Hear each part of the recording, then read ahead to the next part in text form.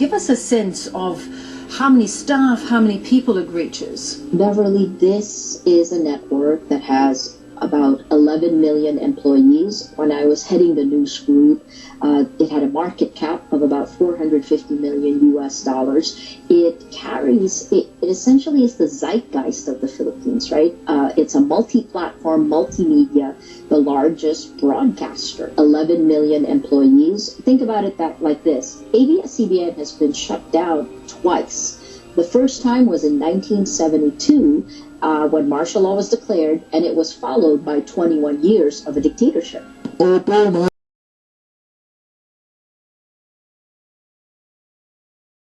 Under the record po ng Philippine Statistics Authority, alam mo yun, PSA, yung dating NSO.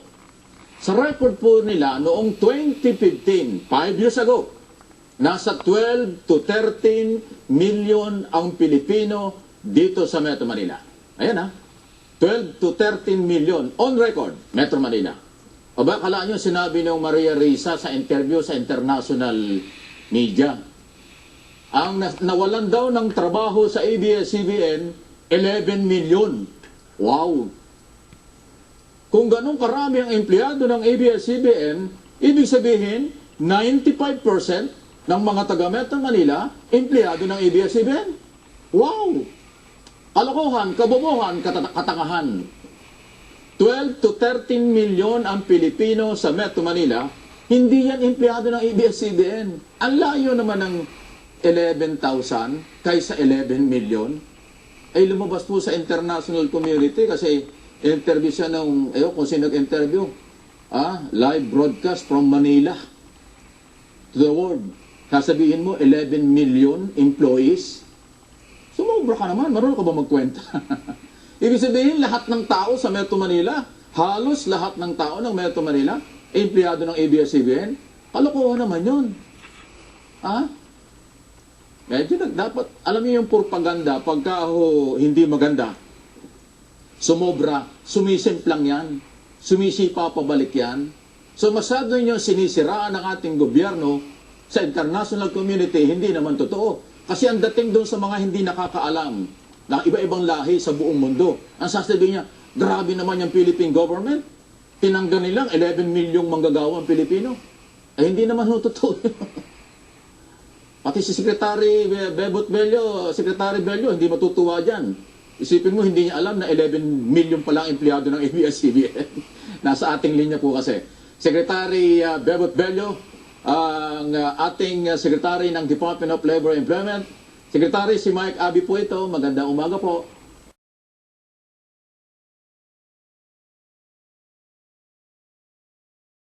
In-interview kasi si Maria Risa ng international media na sinasabi niyang 11 milyong manggagawa ang nawala. So sabi ko, yung mga nakikinig sa ibang bansa, parang namang napakasama ng ating gobyerno, ganong karami ang tinanggalan ng trabaho.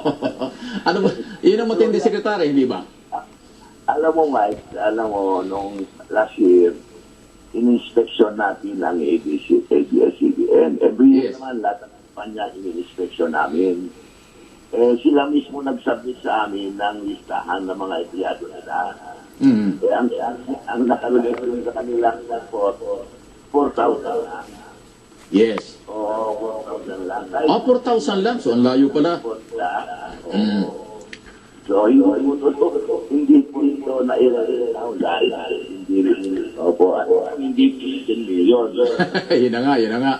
Sana ma-interview rin kayo ng medyang nag-interview kay Maria Risa kasi para naman makorek na mabuo kasi napakalaki ng damage niya sa ating lahat. Parang napakasama naman ng mga Pilipino, di ba? Parang ganon. Hindi well-informed si... Okay.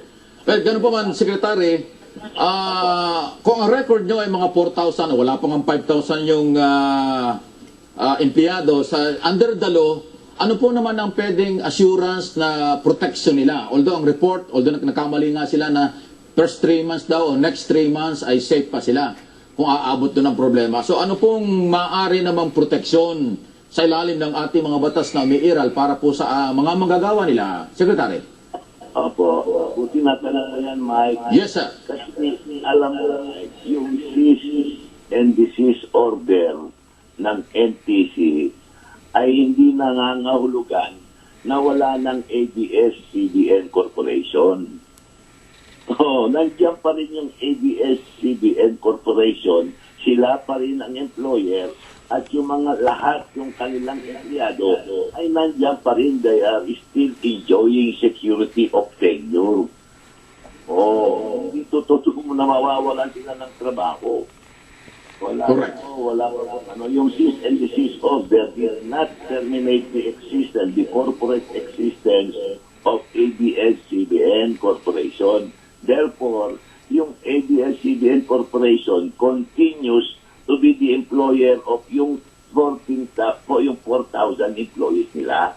Hindi nawala ng trabaho yung empleyado nila. Kasi Tama yan. Sa maliwanag yan, Sekretary, ibig sabihin, tuloy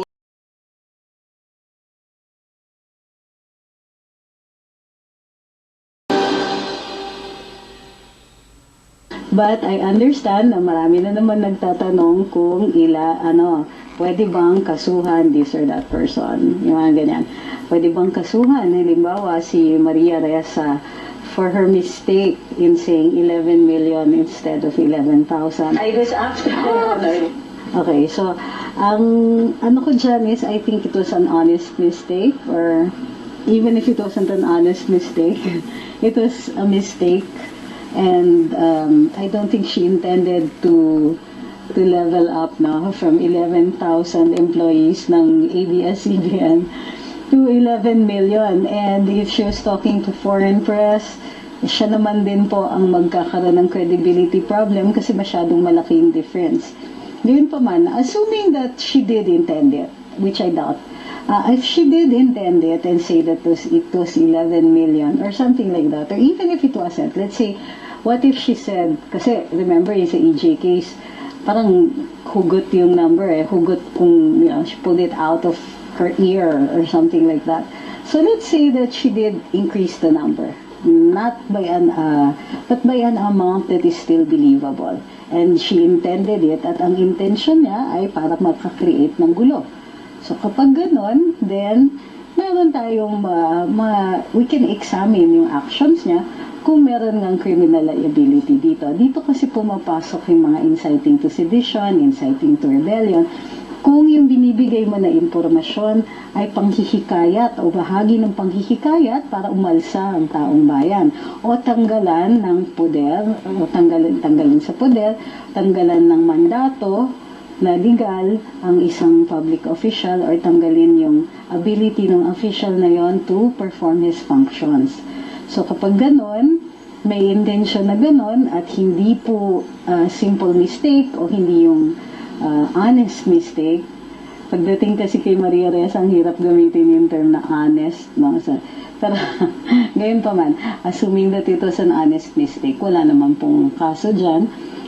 Assuming that it was a dishonest mistake, it will depend on the intention and on what she said tended to do. So, kung ang tendency, halimbawa, false publications under Article 154 ng Revised Penal Code, ang mangyayari dyan is titignan yung tendency to affect the public interest, kung magkakagulo, or it will cause, it will affect the public interest. Kapag yung intention ay dito sa panahon ng pandemic, ay para mag-cause ng anxiety, anarchy, confusion, ganyan, then it falls under the Emergency Powers Act. So yung mga ganon. So we will always look at the intention and the tendency dun sa kanyang sinasabi. Alam ko nagigigil tayo kay Maria Ressa, pero we also have to distinguish yung kunwari, if it was really just a simple mistake, then kailangan natin pagbigyan na pagkakamali niya yan. Pwede naman natin siyang asarin, di ba? Pwede naman natin. Free speech din po yung pang-aasar natin. Free speech din po yung yung pagsasabi natin na you're really bad at math. Magsama kayo ni Lenny Robredo, ganyan. And, sige, I can forgive yung mistake mo making 11 million, but we cannot forgive your mistake of turning a zero into 133 million in tax liabilities into a zero.